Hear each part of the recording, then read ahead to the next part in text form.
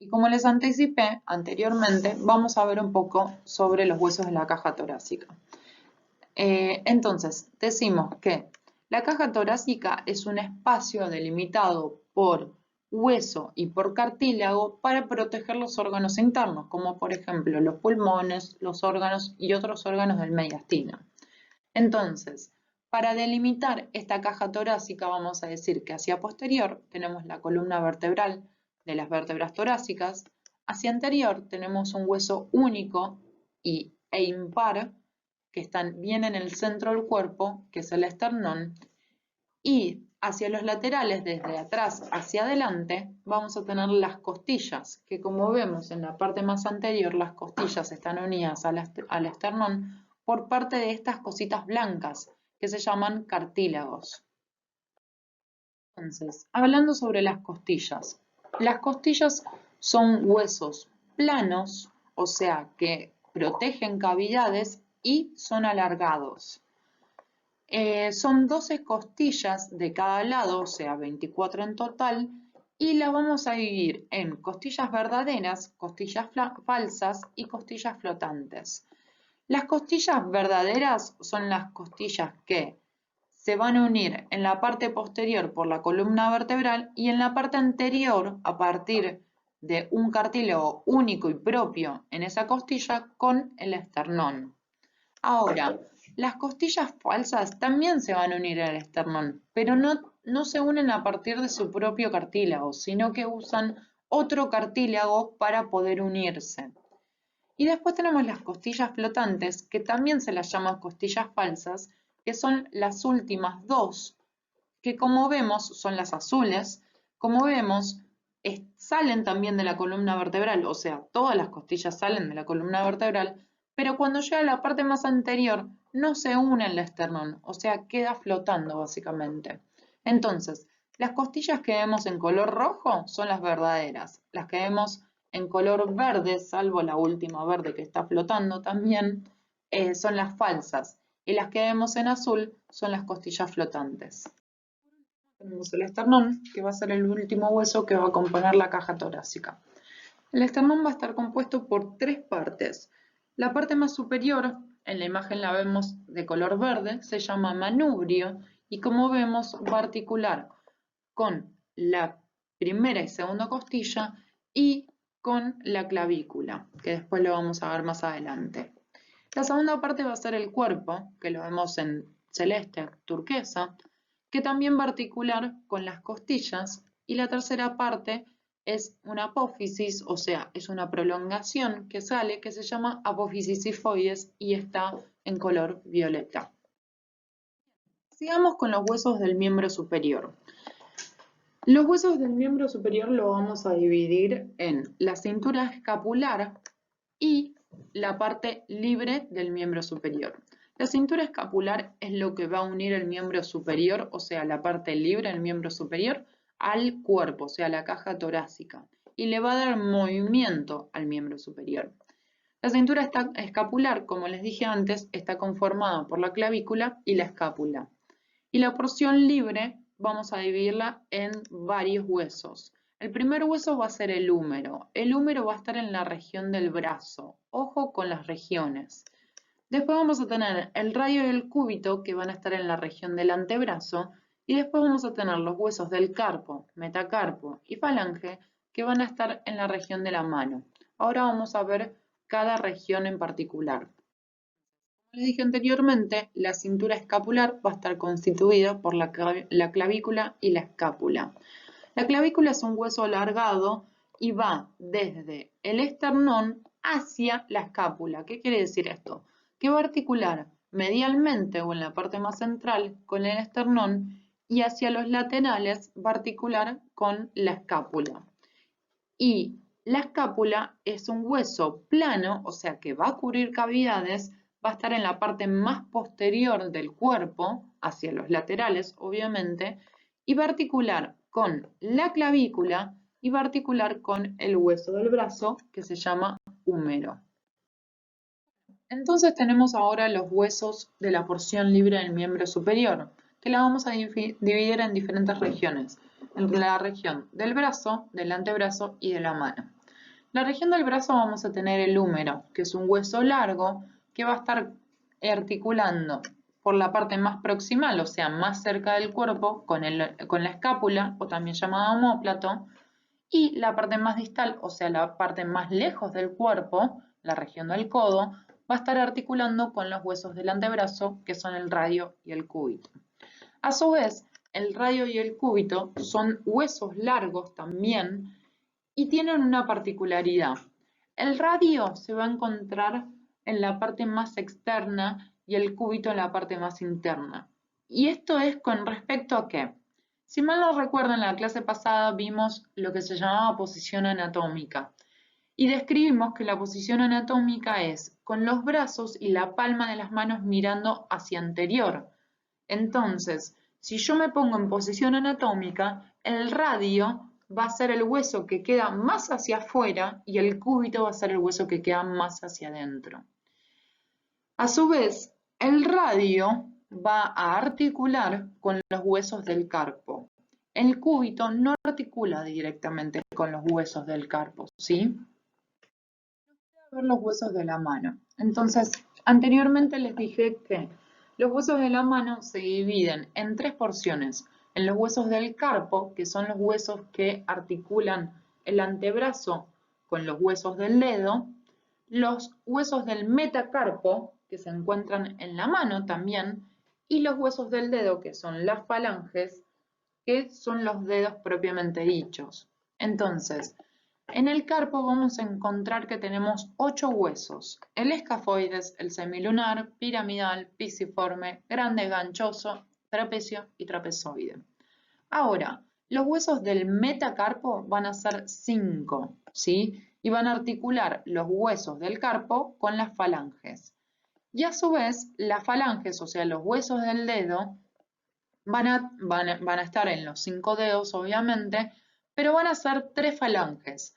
La falange proximal, la falange media y la falange distal. La falange proximal está contactando los huesos del metacarpo y la falange intermedia, perdón, la distal va a ser la punta de los dedos. La intermedia va a estar entre la falange proximal y la falange distal. Ahora, hay una particularidad, que el hueso del primer dedo, o sea, del dedo gordo, no tiene falange intermedia o medial. Va a tener una falange proximal y una falange distal. Algo más para agregar de los dedos es que se enumeran, siendo el dedo pulgar el primer dedo y el dedo meñique el quinto dedo. Lo mismo va a pasar con los dedos de los pies. Después, más adelante, cuando veamos miembro inferior, lo vamos a ver bien. Bueno, vamos a seguir con los huesos del miembro inferior. Vamos a también dividirlos en dos partes, en la cintura pélvica y en la porción libre. La cintura pélvica va a estar compuesta por el coxal y por el sacro. Anteriormente vimos el sacro como una de las partes de las vértebras de la columna vertebral.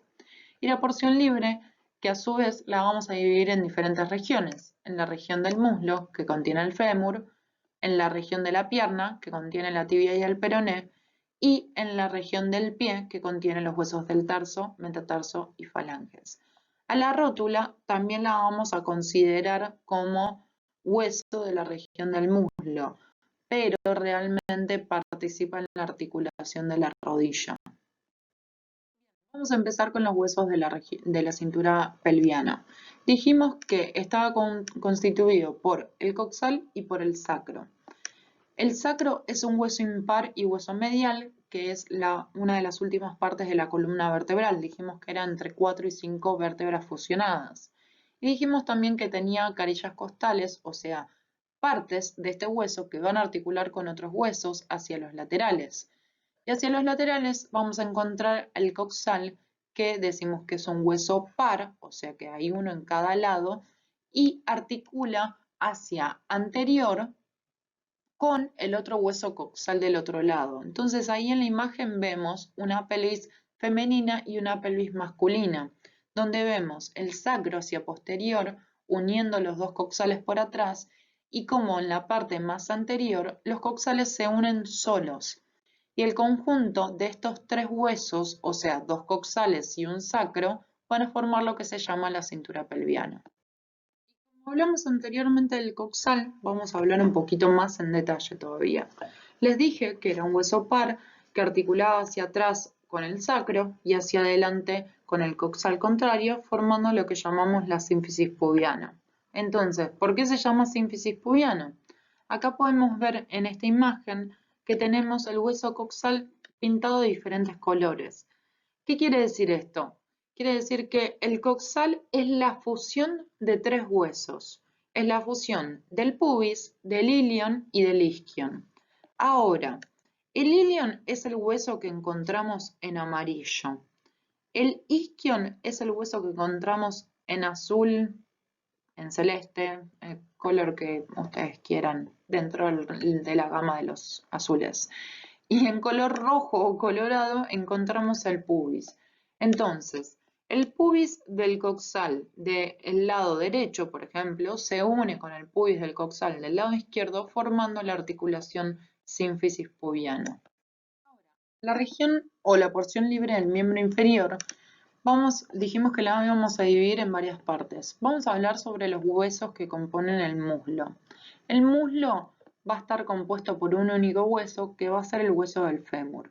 El fémur se va a articular en la parte más proximal, o sea, en la parte más cercana al cuerpo, con el coxal. Y en la parte más distal, o sea, la parte más lejana al cuerpo, se va a articular con la tibia y con otro hueso que se llama la rótula. La rótula es el hueso que nosotros nos tocamos cuando nos palpamos la rodilla, ¿sí? Y va a participar en la articulación de la rodilla. Igualmente tengan en cuenta que la rótula pertenece más que nada a la articulación de la rodilla. La región de la pierna va a estar compuesta por dos huesos, la tibia y el peroné. Si nosotros nos posicionamos en la posición anatómica que vimos la clase pasada, decimos que la tibia es un hueso mucho más grande que el peroné, o sea, va a sostener más el peso del cuerpo y se va a ubicar en la parte interna de la pierna. Y el peroné se va a ubicar en la parte externa de la pierna. Para delimitar la región de la pierna decimos que va desde la articulación de la rodilla hasta la articulación del tobillo. Nos quedan los huesos del pie y con esto terminamos de ver todos los huesos del cuerpo. Entonces, los huesos del pie también los dividimos en varias porciones. Los dividimos en los huesos del tarso, ojo, no se equivoquen con los huesos del carpo, que son de la mano, los huesos del metatarso y las falanges. Los huesos del tarso, como vemos en la parte más inferior de la imagen, está compuesto por el astrágalo, el calcáneo, el escafoides, la primera, segunda y tercera cuña y el hueso cuboides. O sea, van a ser todos esos huesos, van a componer el tarso. Después tenemos los huesos, los metatarsianos, que van a articular hacia proximal con los huesos del tarso y hacia distal con las falanges, que van a ser 5. Y después tenemos los huesos de los dedos de los pies, que van a ser las falanges, que al igual que los huesos de las manos, tenemos 3 falanges, las distales, las proximales y las intermedias. Las proximales son las que articulan con los metatarsianos y las distales son las puntas de los pies. Las intermedias son las que están entre las distales y las proximales. Ahora, acá también tenemos una excepción. El dedo gordo, o sea, el primer dedo, no va a tener la falange distal, perdón, no va a tener la falange intermedia, va a tener una falange distal y una proximal.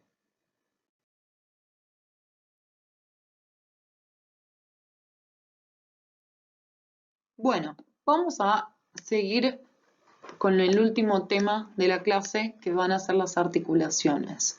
Como bien dijimos en la clase pasada, las articulaciones, o sea, la definición de una articulación es la unión de uno o más huesos entre sí y que también poseen elementos que ayudan a que esta unión sea posible.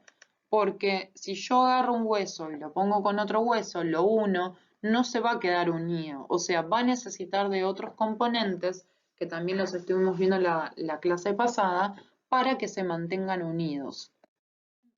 A las articulaciones las podemos clasificar según el grado de movilidad, o sea, si se mueven, no se mueven, o si se mueven más o menos, y el grado de unión, o sea, si están unidos a través de un tejido fibroso, un tejido cartilaginoso o tienen líquido sinovial en el medio. Según el grado de movilidad, las vamos a llamar sin artrosis, o sea, inmóviles, sin artrosis, piensen, sin movimiento, anfiartrosis, o sea, semi-inmóviles, que tienen un poquito de movimiento o casi nada, digamos, y las diartrosis, que son articulaciones supermóviles, que tienen un montón de movimiento. Y según el medio de unión, las vamos a llamar o a clasificar fibrosas, según tengan tejido conectivo entre medio de la articulación, las cartilaginosas, según tengan cartílago interpuesto entre los dos huesos, y las sinoviales, si entre el hueso y hueso hay un líquido que se llama líquido sinovial. Vamos a comenzar con la sinartrosis. La sinartrosis, según el grado de movilidad, decimos que son articulaciones que no tienen nada de movimiento.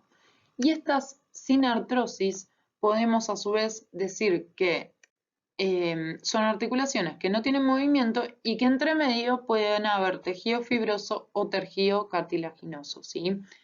Las del tejido fibroso vamos a dar dos ejemplos, que son las suturas dentadas, que ahora las vamos a ver, o las gonfosis. Y las cartilaginosas es que entre medio tienen cartílago epifisario. Las cartilaginosas generalmente se dan en neonatos o en chicos en etapa de crecimiento, ¿sí? Porque son articulaciones donde, son uniones de hueso y hueso donde se está terminando de osificar el hueso. O sea, cuando un bebé nace hay ciertas porciones de los huesos que no están totalmente osificadas y con el correr del tiempo se terminan de osificar. Bueno, este es un ejemplo de articulaciones sin artrosis y cartilaginosas. Ahora igualmente vamos a dar ejemplos y las vamos a dar mejor. Entonces, las articulaciones fibrosas, vamos a dar dos ejemplos, hay muchos más también para ver, pero tenemos las suturas dentadas o las gonfosis. Las suturas dentadas son las típicas que se dan entre los huesos del cráneo. Por ejemplo, entre el hueso parietal y el hueso frontal o el hueso frontal y el occipital. O sea, en cualquier lado del cráneo, de los huesos planos del cráneo, se va a dar las suturas dentadas. ¿Y por qué se llama así? Porque tienen forma de zigzag, o sea, tienen forma de dientes, ¿sí? Las suturas. Y las gonfosis se da entre articulaciones donde hay una prolongación en forma de espina y se introduce dentro de un hueco. Y el ejemplo típico y casi único, por decirlo, es el diente con la raíz del diente, ¿sí? Bien, después seguimos con las articulaciones cartilaginosas. Como les había comentado previamente, estas articulaciones es la unión entre dos huesos donde entre medio hay cartílago. Este cartílago le ponemos nombre y se llama cartílago hialino, ¿sí? Este cartílago hialino se va a terminar convirtiendo en hueso. Entonces decimos que este tipo de articulación, que se llama sincondrosis, es una articulación transitoria, o sea, que es por un tiempo hasta que se osifique el hueso entre la unión, por ejemplo, de la epífisis de un hueso largo, o sea, el extremo de un hueso largo, con la diáfisis, que es el cuerpo de ese mismo hueso largo. Y esto está unido a través de este cartílago hialino que después va a convertirse en hueso. La anfiartrosis es otra clasificación de las articulaciones que es la que tiene poco movimiento o nada. Y vamos a dar dos ejemplos. La sínfisis pubiana, que se da entre un hueso coxal y el otro hueso coxal, en la región del pubis específicamente, y esa es la imagen superior, y la imagen inferior que se da entre el cuerpo de una vértebra y el cuerpo de otra vértebra, ¿sí? Entonces, acá dice que las superficies articulares poseen formación de cartílago hialino o fibrocartílago que se interponen entre ambos huesos. Carece de cavidad sinovial, o sea que no tiene líquido sinovial, y presentan ligamentos, que acuérdense que era tejido conjuntivo, que ayuda a que la articulación esté estable. Entonces, la sínfisis pubiana, como vemos en esa imagen, forma parte de la articulación de un coxal con un coxal. ¿Y por qué decimos que es una enfiartrosis? O sea, que tiene poco movimiento nada, si en realidad nuestra cadera no se mueve. O sea, se mueven las piernas y se mueve la columna, pero no se mueve la cadera. Lo que pasa es que esto se da más que nada en la mujer. Cuando la mujer está con el embarazo y va a tener a su bebé, el canal de parto se dice que se agranda, o sea, de que de alguna manera la sínfisis pubiana se puede alejar un poquito, ¿sí? O sea, que cada hueso coxal se puede alejar un poquito de cada uno como para agrandar el canal del parto. Esa es la única situación que puede pasar. Y por último, y ya casi terminando con la clase, tenemos las articulaciones diartrosis, que son las articulaciones que más movilidad tienen, ¿sí? Y a su vez, estas articulaciones tienen una particularidad, es que están rodeadas de una cápsula que tiene líquido sinovial, ¿sí? Entonces, acá en la diapositiva les indica las características en común que tienen las diartrosis. Tiene superficies óseas revestidas por un cartílago, que van a formar la cápsula sinovial, huesos unidos por una cápsula articular, o cápsula sinovial, como les mencioné anteriormente, y ligamentos para reforzar la articulación, y a su vez esa cápsula está revestida en la parte interna por una membrana sinovial. Esa membrana sinovial sintetiza el líquido sinovial. ¿Y cuál es la función del líquido sinovial? Es la de amortiguar los golpes y evitar que las superficies articulares, o sea, las superficies de cada hueso que articulan con el otro hueso, se desgasten con más facilidad.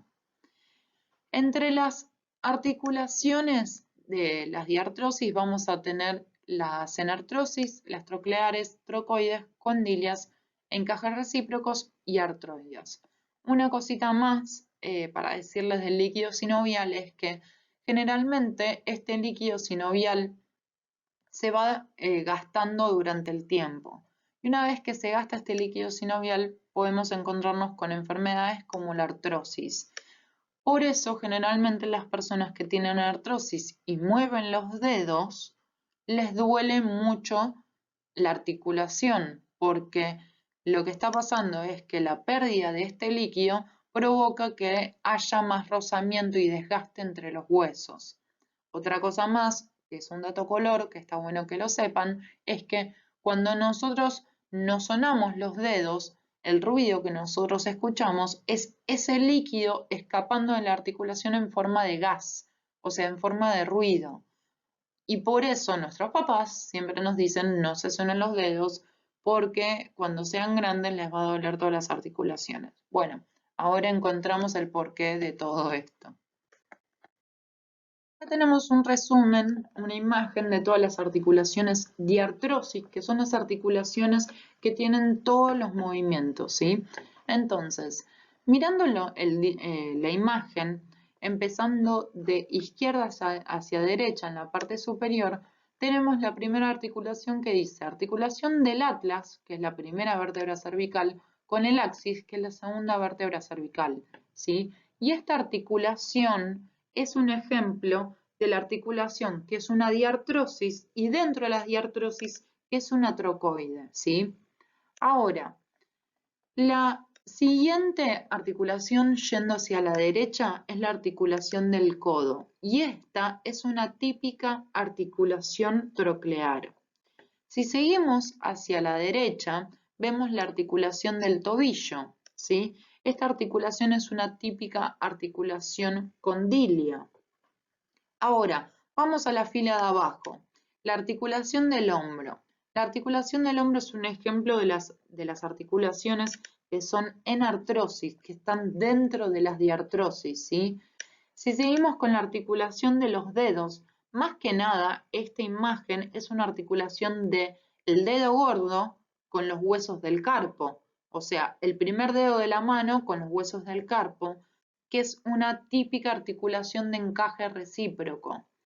Y después tenemos la articulación de los huesos del tarso entre sí, que lo que me está indicando acá que es un ejemplo típico de las articulaciones planas, o sea, las articulaciones que se llaman artroides.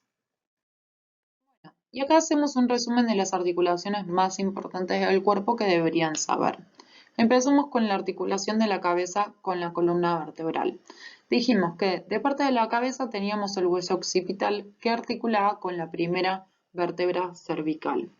Esa articulación es del tipo diartrosis, o sea que es una articulación que tiene mucho movimiento y dentro de las diartrosis es una condilia, ¿sí?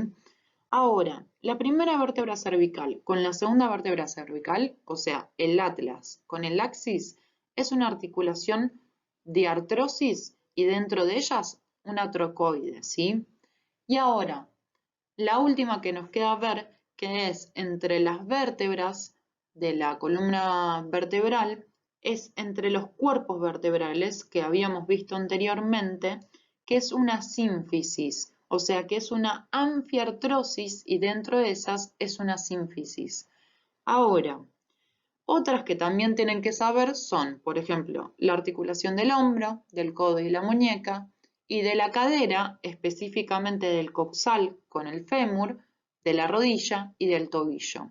La articulación del hombro, como la articulación de la cadera, que es el coxal con el fémur, ambas dos son en artrosis, ¿sí? O sea, pueden hacer un montón, todos los movimientos que ahora vamos a ver después de esta diapositiva.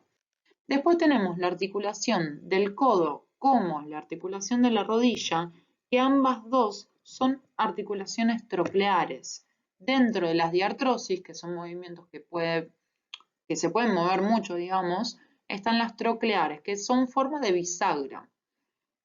Y después tenemos la articulación de la muñeca, que es una condilia, y la articulación del tobillo, que también es una troclea.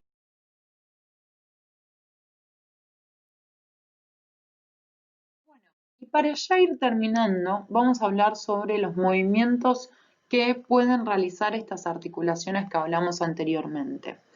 Tenemos la flexión, extensión, abducción, aducción, rotación interna y externa y circunducción. La flexión de un miembro, por ejemplo, o sea, de una articulación, es cuando un miembro se acerca a otro miembro del cuerpo, ¿sí? O sea, por ejemplo, yo acerco el antebrazo sobre el brazo, ¿sí? Eso es una flexión. Ahora, la extensión es el movimiento contrario a la flexión. Es alejar un miembro del otro miembro o un hueso de otro hueso, ¿sí?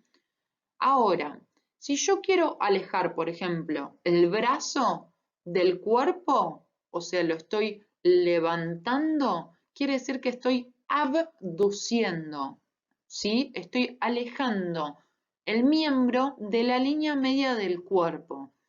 Si no se acuerdan mucho de esto de la línea media del cuerpo, hagan un repaso de la clase anterior sobre los ejes que estuvimos hablando sobre los cortes sagitales, coronal y axial, ¿sí? La línea media del cuerpo justamente es la línea media que pasa por el corte sagital, o sea, cortando, por ejemplo, el cuerpo en dos partes, en un lado derecho y en un lado izquierdo.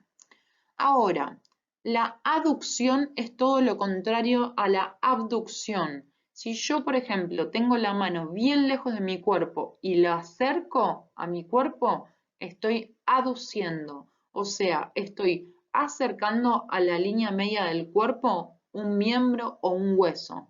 ¿Vamos? Después, la rotación interna y externa es el movimiento de giro, o sea, de rotación de un cuerpo sobre su propio eje. Imagínense que ustedes tienen los brazos colgando y giran la mano hacia adentro y giran la mano hacia afuera. Bueno, eso es rotación interna y rotación externa. Y ahora, la circunducción es el movimiento, por ejemplo, cónico que puede realizar el brazo, y ese movimiento de circunducción hace, o sea, es un conjunto de todos los movimientos, el movimiento de flexión, extensión, abducción y aducción. Y un ejemplo de estos movimientos, acá tenemos las imágenes. La fila superior de izquierda a derecha vemos como la persona está haciendo flexión del miembro superior y flexión del miembro inferior. En el caso del miembro inferior, que se nota más, lo que está haciendo es acercar la pierna hacia el muslo, o sea, está flexionando, ¿sí? Ahora, en el segundo dibujo, yendo hacia la derecha, en el dibujo que está en el medio, vemos que la persona está extendiendo, o sea, que está alejando, por ejemplo, en el miembro inferior, la pierna del muslo, ¿sí? O sea, que está extendiendo.